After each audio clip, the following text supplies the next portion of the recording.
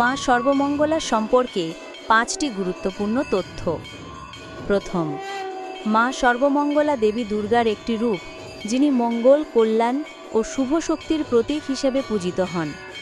দ্বিতীয়, তার নামের অর্থ যিনি সকলের মঙ্গল করেন, তাই জীবনের শুভকামনা, সাফল্য ও শান্তির জন্য ভক্তরা তাকে আরাধনা করেন।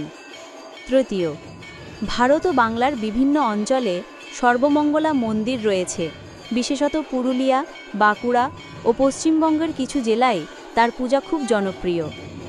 চতুর্থ, প্রচলিত বিশ্বাস অনুযায়ী মা সর্বমঙ্গলা অশুভ শক্তি ও দারিদ্র্য দূর করেন এবং ভক্তদের পরিবারের সুখ সমৃদ্ধি আনেন।